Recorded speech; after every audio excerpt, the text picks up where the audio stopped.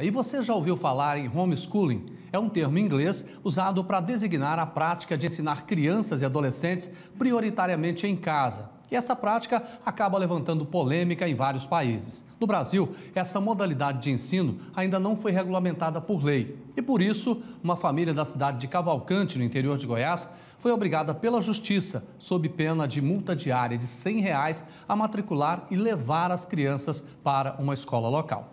Para falar melhor para a gente sobre esse assunto, eu convido agora e falo direto de São Paulo, ao vivo, com a advogada Daiane Moura de Aguiar. Doutora, boa noite, obrigado pela participação.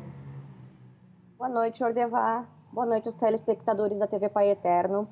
Bom, é um tema, como tu disseste, muito polêmico, né? Seria o homeschooling, que é um termo em inglês, é a prática de ensinar as crianças e os adolescentes em casa, né?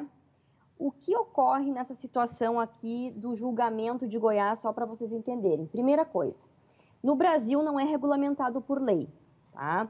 E a nossa Constituição Federal, ela prevê o seguinte, que o ensino básico, ele é obrigatório entre 4 e 17 anos. Isso se dá no Brasil, especificamente e especialmente em escolas de ensino médio fundamental, né? Ensino médio fundamental, né? E tem uma existência de um núcleo curricular mínimo também e a observância das crianças e dos adolescentes da convivência familiar e comunitária. Foi mais ou menos essa base que o juiz, né, dessa comarca se utilizou de forma correta, né, conforme o entendimento da Constituição Federal, né, e também conforme o entendimento do Supremo Tribunal Federal, que já julgou casos a respeito do tema. No Brasil, realmente, não é regulamentado por lei e mesmo se fosse regulamentado, ele deveria obedecer esses comandos constitucionais que eu acabei de falar para vocês, né? Um currículo mínimo, a criança não ser tolhida do convívio familiar e comunitário, que é muito importante, né? Doutora, mas aqui no Brasil ainda não temos regulamentação quanto a isso. Pois é, agora eu queria que a senhora esclarecesse para a gente o seguinte, o pai e a mãe que não leva o filho para a escola, para estudar devidamente, ele comete crime ou não? Comete crime, que é negligência então, e abandono intelectual. Não é só multa, é crime, né? É crime também. É um crime que se chama abandono intelectual, né? E realmente, quando chegam essas denúncias para o Ministério Público, né, o Ministério Público vai investigar e, se for comprovado, vai provavelmente, né, fazer a denúncia, porque isso é crime, né? Abandono intelectual é crime e negligência também é crime, né? Então, isso é importante o telespectador saber, que não é só a multa que a pessoa também pode ser condenada, né? Está previsto, inclusive, no Código Penal. Doutora, acabou me chamando a atenção, a gente está falando do abandono intelectual. Mas o pai, por exemplo, que não leva a criança para tomar a vacina, no caso da Covid, que está toda uma polêmica, se houver denúncia, esse pai também pode ser responsabilizado? Olha, até o momento a gente não tem nenhuma decisão quanto ao tema ainda, né? É um tema polêmico, né? Porque tem pessoas que não levam os filhos para vacinar. E isso depende também do calendário de vacinação, como que ele vai ficar o ano que vem.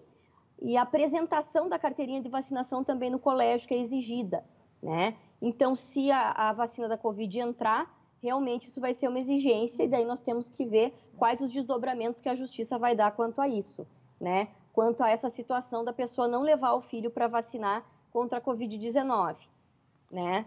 Doutora, então, vamos ver o desdobramento quanto a isso. Vamos inverter a situação agora, não é? O pai quer levar o filho para estudar, mas o poder público, por exemplo, não oferece a vaga. O pai pode entrar na justiça contra o poder público?